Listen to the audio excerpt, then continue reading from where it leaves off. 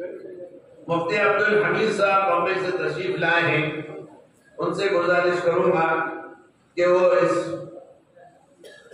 مبارک موقع پر دین کی باتوں سے ہم سب کو مستفیض فرمائیں۔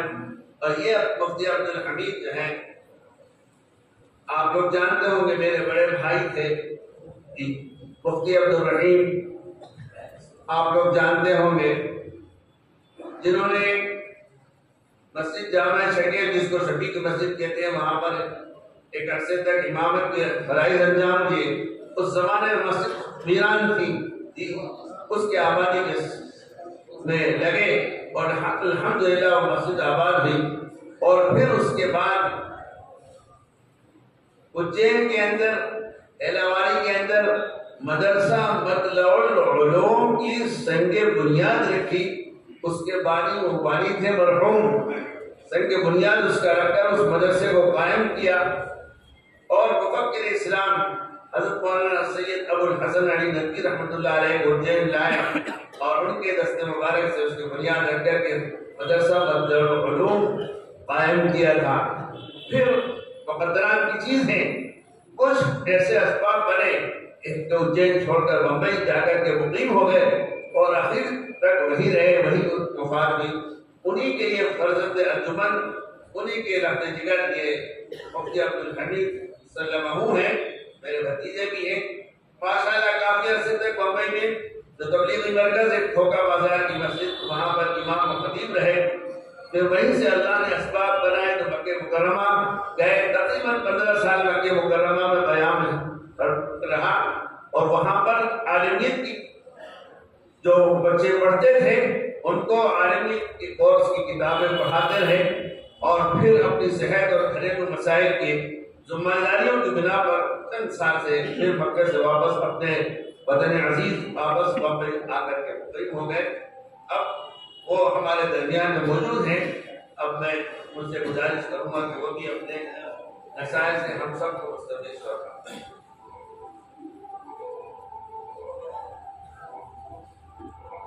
السلام علیکم ورحمۃ اللہ وبرکاتہ۔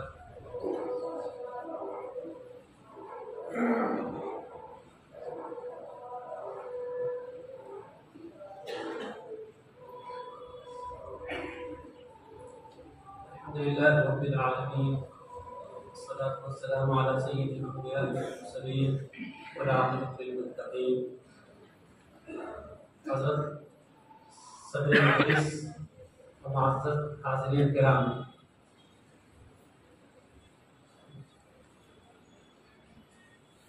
میری صحت کچھ آپ کے سامنے معروضات پیش کرنے کی متحمل نہیں تھی، لیکن ہم نے گرامی قدر حضرت حافظ تقی صاحب کے حکم کی تعمیل کے سوا چارہ بھی نہیں، چنانچہ اب توکل علی اللہ کچھ برداشت کرتے ہوئے اور چند معروضات میں آپ کے سامنے پیش کرنا چاہتا ہوں۔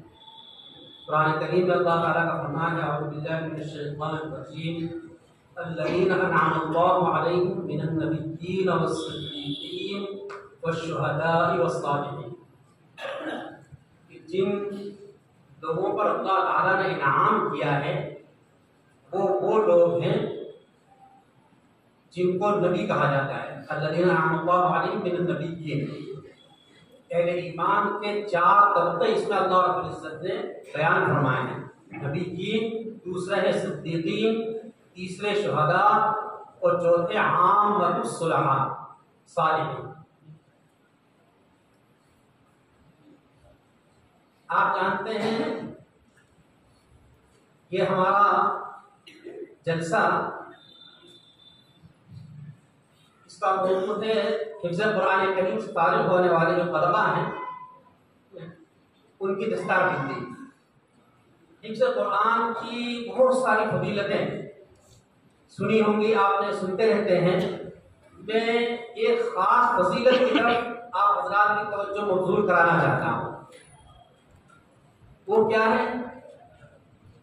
اس کو دوسرے الفاظ میں یہ کہنے ایک صالح فکر آپ حضرات کے گوش گزار کرنا چاہتا ہوں۔ صالح افکار کا لفظ آپ نے سنا ہوگا یقیناً، فکر کی جمع ہے افکار۔ فکر دماغ کی حرکت کو فکر کہا جاتا ہے، اور اعضاء و جوارح انسان کے اعضاء بدن کی جو حرکت ہے اس کو عمل کہا جاتا ہے۔ نماز ایک عمل ہے، زکوٰۃ، روزہ، حج وغیرہ یہ اعمال ہیں۔ ان اعمال کے ساتھ ساتھ اللہ رب العزت نے اس امت کو بہت سارے صالح افکار عطا فرمائے، بہت ساری ایسی فکریں عطا فرمائی ہیں کہ جن فکروں کو اپنی زندگی کو ان فکروں کے مطابق ڈھالنے کی وجہ دعوت دی۔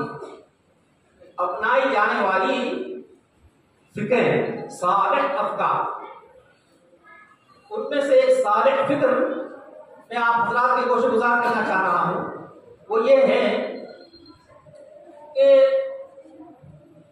آپ جانتے ہیں کوئی معمولی کیڑا حشرات الارض میں سے مثلاً چوہی اگر ہمارے بدن پر آ جائے، کپڑے پر آ جائے، کوئی گندا کیڑا اگر آ جائے تو اس سے طبیعت میں اس قدر تنفر پیدا ہوتا ہے کہ جب تک ہم اس کو اپنے کپڑے سے اپنے جسم سے دفع نہ کر لیں، جب تک طبیعت کے اندر سکون پیدا نہیں ہوتا۔ جس انسان کی فطرت یہ ہو کہ وہ انسان ایک کیڑا، معمولی کیڑا اپنے بدن میں برداشت کر سکتا ہو، اس انسان کا مرنے کے بعد کیا حشر ہوگا؟ یقیناً آپ نے سنا ہوگا کہ مرنے کے بعد قبر میں سب سے پہلے پیٹ پھٹتا ہے، شرمگاہ پھٹتی ہے، بدن کے اندر کی غلاظت اور گندی رطوبات وہ باہر آتی ہیں، اور کیڑے پھر اس کے بدن پر لگتے ہیں۔ کیڑے اس انسان کے جسم کے ایک ایک عضو کو، ہڈی کو، کھال کو، بال کو تقریباً ہفتہ 10 دن کے اندر کھا کر فنا کر دیتے ہیں۔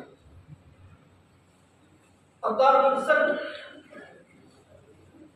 اپنی قدرت کے کرشمے دکھاتے رہتے ہیں۔ تقریباً ہم 15-20 سال میں کوئی ایسا واقعہ ضرور پیش آتا ہے کہ جس میں یہ سننے اور دیکھنے کو ملتا ہے کہ فلاں جگہ پر قبر کھودی گئی تو مرحوم کی لاش بالکل صحیح سلامت نکلی،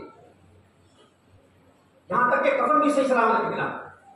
آپ جانتے ہو شاید کہ ہمارے بزرگوں کی کتابوں میں لکھا ہے کہ براس پنجاب کے اندر ایک گاؤں ہے، اس براس نام کے گاؤں کے اندر انبیاء کرام علیہ السلام کی قبر ہے۔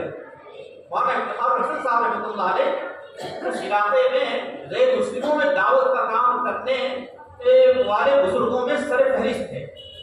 انہوں نے براس گاؤں کی وہ زمین حاصل کی اور وہاں اسلامک سینٹر، مدرسہ، مسجد یہ چیزیں قائم کروانے کی غرض سے وہاں کھدائی شروع کروائی۔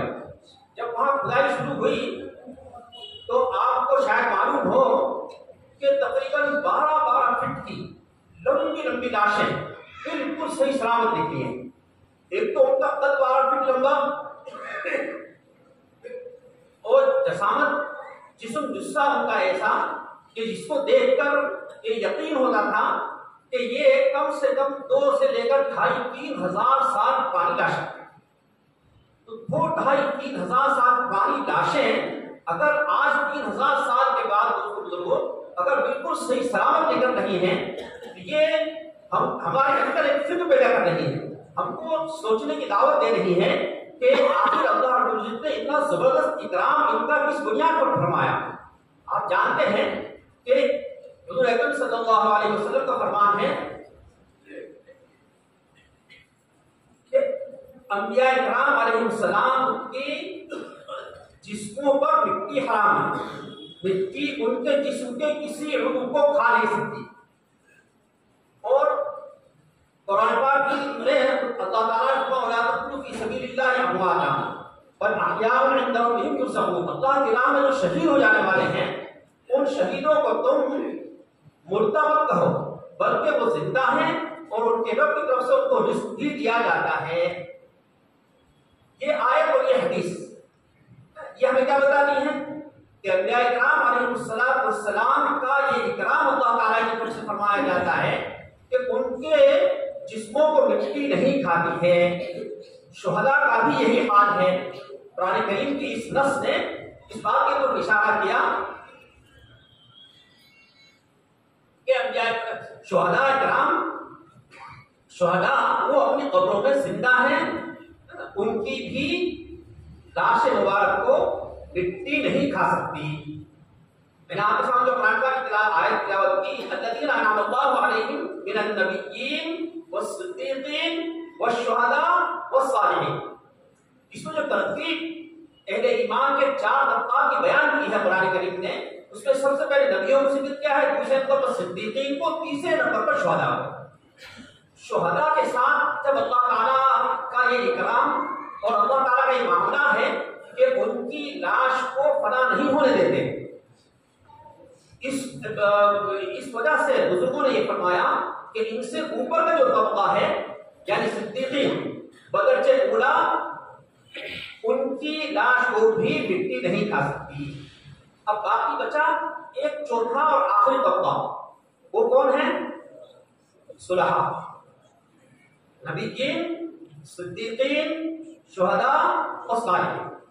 صالحین کے بارے میں کہیں یہ صراحت نہیں ملتی کہ ان کی لاشوں کو بھی قبروں کے اندر سلامت رکھا جاتا ہے، لیکن دوستوں بزرگوں، ہمارے بزرگوں نے ایک بڑا عظیم الشان نسخہ بیان فرمایا ہے کہ اگر ہم یہ چاہتے ہیں کہ ہماری لاش کی بھی اسی طرح سے حفاظت ہے اور ہماری لاش کو بھی کیڑے مکوڑے کھانے سے ہمیں محفوظ رکھا جائے، اس کے لیے حضرت حکیم الاسلام قاری طیب صاحب رحمۃ اللہ علیہ نے اپنے خطبہ میں حکیم الاسلام کے اندر بڑا عجیب نسخہ ارشاد فرمایا ہے۔ وہ نسخہ کیا ارشاد فرمایا ہے؟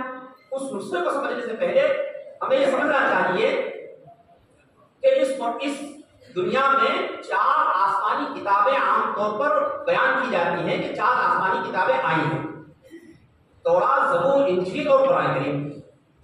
ان میں قرآن کریم اور بقیہ جو 3 آسمانی کتابیں ہیں، ان میں فرق کیا ہے؟ ان میں زبردست فرق ہے جس کو ہم ہمیشہ نظر انداز کرتے ہیں۔ وہ فرق یہ ہے میرے دوستوں بزرگوں کہ تورات، زبور، انجیل یہ اللہ تعالیٰ کی طرف سے بھیجی گئی آسمانی کتابیں ہیں، اللہ کا کلام نہیں۔ یہ تینوں آسمانی کتابیں ہیں لیکن اللہ کا کلام نہیں ہے۔ اللہ کا کلام ہونے کا شرط صرف قرآن کریم کو حاصل ہے۔ قرآن کریم حضرت طیب صاحب رحمۃ اللہ علیہ لکھتے ہیں کہ اللہ تعالیٰ کی ذات کے اندر سے نکل کر آنے والی ایک عظیم الشان نعمت ہے جو اللہ تعالیٰ نے اس امت کو عنایت فرمائی ہے کہ تم اس نعمت سے جتنا چاہو تبرک حاصل کر لو، جتنی چاہو برکت حاصل کر لو۔ شاید آپ کو معلوم ہو کہ قرآن کریم کے علاوہ جتنی بھی مقدس چیزیں ہیں، یہاں تک کہ عرش، کرسی، سرکار عالم صلی اللہ علیہ وسلم، یہ تمام چیزیں اللہ کی مخلوق ہیں۔ حجر اسود، ملتزم، بیت اللہ، سب چیزیں اللہ کی مخلوق ہیں، لیکن القرآن غیر مخلوق۔ امام احمد بن حنبل رحمۃ اللہ علیہ نے جو قربانیاں دی اور حکومت وقت کے ظلم اور استبداد کے پہاڑوں کو انہوں نے برداشت کیا، وہ کس بنیاد پر؟ کیوں؟ صرف اسی ایک قضیے پر وہ فرماتے ہیں کہ قرآن اللہ کی مخلوق نہیں ہے، اللہ کی صفت ہے۔ قرآن اللہ کی صفت ہے، اللہ کی مخلوق نہیں ہے۔ حضرت قاری طیب صاحب رحمۃ اللہ علیہ نے جو فرمایا ہے اس کا خلاصہ یہ ہے کہ حضرت فرماتے ہیں کہ جو شخص چاہتا ہے کہ اس کے اندر جاویدانی اور زندگی کی ایک ایسی شان پیدا ہو جائے کہ قبر میں حشرات الارض سے اس کو محفوظ رکھا جائے، تو وہ یہ سمجھ لے کہ قرآن کریم اللہ کا کلام ہے، اللہ کی صفت ہے، اور جس طرح سے اللہ تعالیٰ کی ذات حی و قیوم ہے، اللہ تعالیٰ کی ذات کو فنا اور موت نہیں ہے۔ شرائط کے طلباء جانتے ہوں گے یہ فلسفے کا ایک دقیق مسئلہ ہے، بحث ہے، لیکن میں مختصراً اس کو عرض کرتا ہوں کہ حضرت رحمۃ اللہ علیہ کے فرمان کا خلاصہ یہ ہے کہ قرآن کریم اللہ کی صفت ہے، اللہ تعالیٰ کا کلام ہے، اللہ تعالیٰ کی مخلوق نہیں ہے، اور جس طرح سے اللہ تعالیٰ کی ذات کو فنا نہیں ہے، اللہ تعالیٰ کی صفات کو بھی فنا نہیں ہے۔ حضرت فرماتے ہیں کہ جو شخص اپنے اندر جاویدانی کی کیفیت اور شان اگر پیدا کرنا چاہتا ہے تو اللہ تعالیٰ کی اس صفت کو جذب کر لے، اس صفت کو اپنے قلب کے اندر سمو لے، حافظ قرآن بن جائے، قرآن کا حافظ بن جائے گا۔ تو جس طرح سے اللہ تعالیٰ کی ذات کو فنا نہیں ہے، اللہ تعالیٰ کی صفت کو فنا نہیں ہے، جس شخص نے اللہ تعالیٰ کی اس صفت کو اپنے اندر جذب کر لیا، اللہ تعالیٰ اس کو بھی فنا سے محفوظ رکھے گا۔ ظاہری موت تو آئے گی اس کو، ظاہری موت سے تو سید الانبیاء محمد رسول اللہ صلی اللہ علیہ وسلم آپ صلی اللہ علیہ وسلم کو بھی ظاہری موت طاری ہوئی آپ پر، ظاہری موت تو آئی، لیکن ایک مرتبہ موت آ جانے کے بعد اللہ تعالیٰ اس کے اندر جاویدانی کی ایک شان اور ایک صفت پیدا فرمانے گا، اور عامۃ المؤمنین صلحاء کا جو اہل ایمان کا جو چوتھا طبقہ اللہ تعالیٰ نے بیان فرمایا ہے، اس چوتھے طبقے میں بعض وہ حضرات کہ جن کو حشرات الارض سے، قبر کے عذاب سے اور قبر کی تکلیفوں سے محفوظ رکھا جائے گا، ان میں یہ اس شخص کو شامل کر دیا جائے گا۔ اندازہ لگائیے کتنی بڑی اور عظیم الشان نعمت ہے۔ تو جو شخص قرآن کریم حافظ ہو جائے، اس کے بہت سارے فضائل یقیناً آپ نے سنے ہوں گے کہ مثلاً جو شخص حافظ ہو جائے اس کے والدین کو کل قیامت کے دن ایک ایسا تاج پہنایا جائے گا کہ جس تاج کی روشنی سورج کی روشنی کو مان کرنے والی۔ یہ آیت قرآن پاک کی فصاحت اور بلاغت، یہ جو حدیث ہے، یہ حدیث فصاحت اور بلاغت کی اعلیٰ نمونہ بننے والی جو روایات ہیں ان میں سے ایک روایت یہ ہے۔ کیا ہے فصاحت اور بلاغت اس کے اندر؟ قرآن کریم اور احادیث پر حضور اکرم صلی اللہ علیہ وسلم، خود حضور اکرم صلی اللہ علیہ وسلم کا فرمان ہے اوتیت جوامع الکلم۔ حضور اکرم صلی اللہ علیہ وسلم کا جو کلام ہے قرآن پاک کے بعد دوسرے نمبر پر سب سے زیادہ معجز نما جو کلام ہے وہ حضور اکرم صلی اللہ علیہ وسلم کا کلام ہے۔ ڈاکٹر طنطاوی مصر کے پڑھے ہوئے ہیں اور آکسفورڈ یونیورسٹی کے بھی پڑھے ہوئے تھے۔ وہاں آکسفورڈ یونیورسٹی میں ان کے بہت سارے ساتھی یہودی اور عیسائی تھے۔ جب ایک مرتبہ ان کا جانا ہوا آکسفورڈ فراغت کے کافی عرصے کے بعد، تو ان کے ساتھیوں نے جب سنا کہ ڈاکٹر طنطاوی آئے ہیں، وہ لوگ آئے مل کر ان سے ملاقات کرنے کے لیے۔ جب سب لوگ آ کر بیٹھ گئے، اس وقت ان حاضرین میں سے جو تمام کے تمام یہودی یا نصرانی تھے، ان میں سے ایک شخص نے سوال کیا کہ ڈاکٹر، مسلمانوں کا یہ عقیدہ ہے، ان کا یہ خیال ہے کہ قرآن کریم ایک ایسا معجزہ ہے کہ جس کی آیت کے برابر کوئی دوسری آیت بھی کوئی شخص اب تک بنانے پر نہ قادر ہوا ہے اور نہ قادر ہوگا۔ کبھی نے کہا کہ اس میں کیا تعجب کی بات ہے، بالکل بڑھا نہیں عقیدہ۔ وہ لوگ سب زیر لب مسکرانے لگے۔ مسکراہٹ ان کی کیسی تھی آپ سمجھتے ہیں؟ ڈاکٹر طنطاوی نے کہا کہ شاید آپ کو تعجب ہو رہا ہے اس بات پر کہ میرا یہ عقیدہ کیسے ہے۔ ان لوگوں نے اعتراف کیا کہ ہاں ڈاکٹر، ہم تو سمجھتے تھے کہ جوہلا مسلمانوں کا یہ عقیدہ ہے، لیکن آپ کا بھی یہ عقیدہ ہے، یہ سن کر ہمیں بہت تعجب ہے۔ ڈاکٹر طنطاوی نے کہا کہ ابھی اس کا امتحان ہو جاتا ہے۔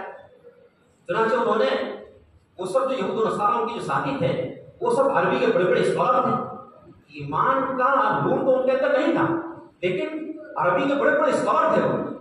ڈاکٹر طنطاوی نے ان سے کہا کہ ٹھیک ہے، قلم اور کاغذ تیار کر دیا۔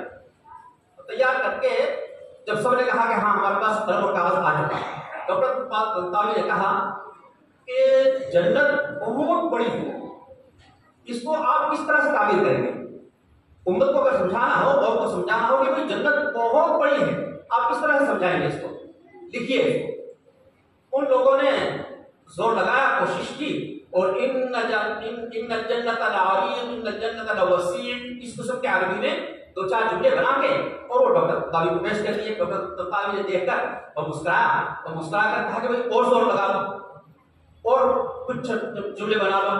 ان لوگوں نے محنت کر کے دو چار پانچ چھ جملے اور تیار کر دیے، ڈاکٹر طنطاوی کو پیش کیے۔ ڈاکٹر طنطاوی نے سب کے وہ جملے دیکھ کر اور پھر مسکرا کر کے کہا کہ تھوڑا سا اور زور لگا لو۔ جب 3 مرتبہ وہ زور لگا کر عاجز آ گئے، اس کے بعد ڈاکٹر طنطاوی نے کہا کہ تم سب اپنے ان تمام جملوں کو اپنے پاس رکھو اور دیکھو قرآن نے جنت کے وسیع اور عریض ہونے کو کس طرح سے بیان کیا ہے۔ سابقوا الی مغفرۃ من ربکم وجنۃ عرضها کعرض السماء والارض۔